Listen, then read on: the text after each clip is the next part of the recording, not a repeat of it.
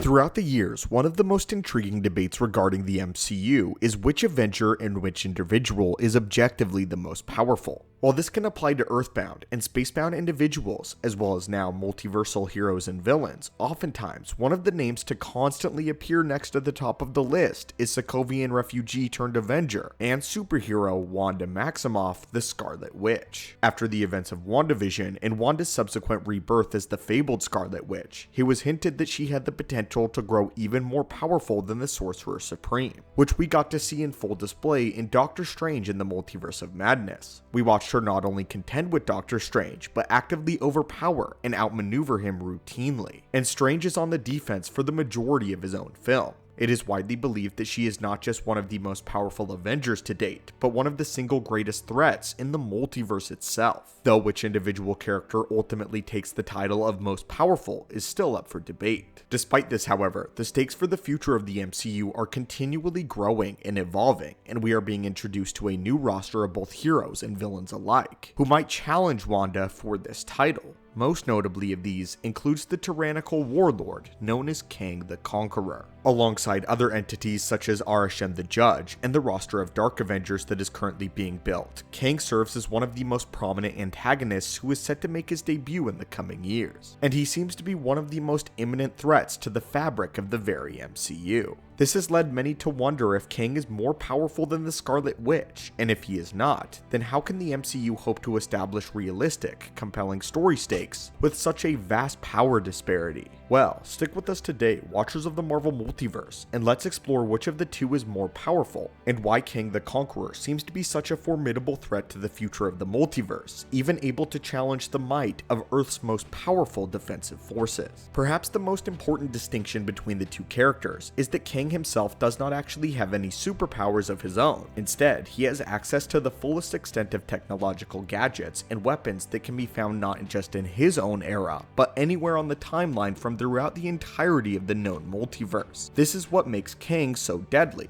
Very akin to Tony Stark, he doesn't have any natural superpowers, except for his vast intellect and access to far more technology than even the great Iron Man. Nathaniel Richards comes from the 31st century, where technology is far more advanced, and it's unclear as of yet what this entails by the MCU. Based on his comic appearance, however, we can surmise that he will likely be equipped with incredibly powerful shielding technology, as well as battle armor that enhances physical characteristics immensely, as well as an array of ranged and melee weapons that have allowed him to conquer entire timelines with an army at his back. But whether or not this tech and his forces can stand up to the raw might of Wanda's capabilities has yet to be seen. The MCU might elect to make this technology powerful enough to withstand Wanda's attacks in order to build stakes while altering comic precedent. But it stands to reason that a mythic being who has displayed the level of power similar to Wanda may not be limited by mortal technology. And until we see how the MCU depicts its various iterations of Kang, we have to rely mostly on speculation in regards to the MCU adaptation. It's important to note, however, that no two Kangs are the same, and each of them will likely have a different approach and style or preference of conquering, not to mention how their individual arsenals will change between the timeline. In the comics, Wanda Maximoff is known as a Nexus being, and dwarfs the physical capabilities of most intergalactic foes, as well as some of the most advanced technology in the multiverse.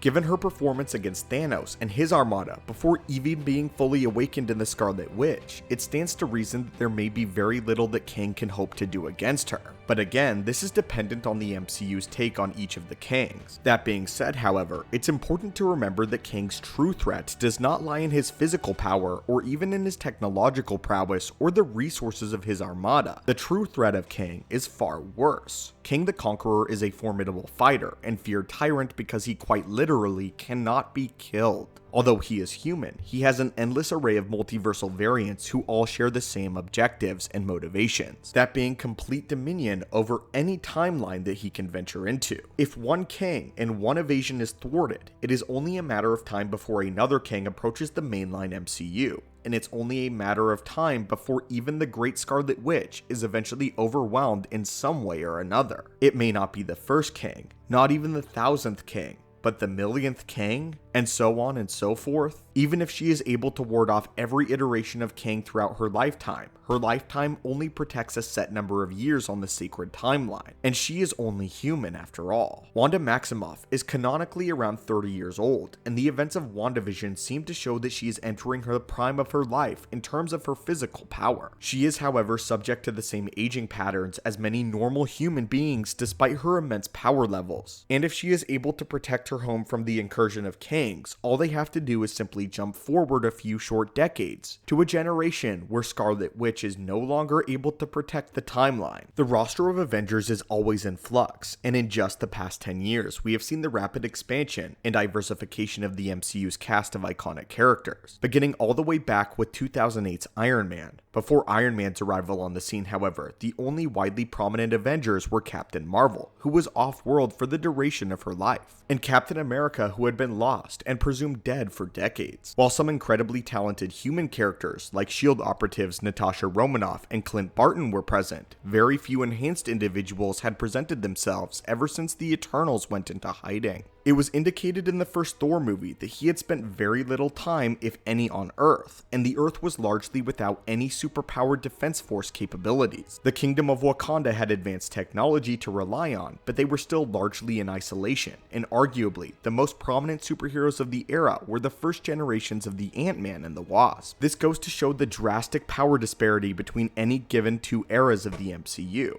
And the Kangs are not limited to only the current day and age. What Kangs can do is effectively choose the point when the timeline is the weakest to begin their incursion. So despite Wanda's potential to surpass the Sorcerer Supreme and her immense power in terms of mystical abilities, it seems unlikely that she would be able to stand up against the full armada of multiple Kangs. Even in the best case scenario, she is able to ward off several throughout the course of her life. The sheer endlessness of the brigades will eventually take toll on even the Scarlet Witch.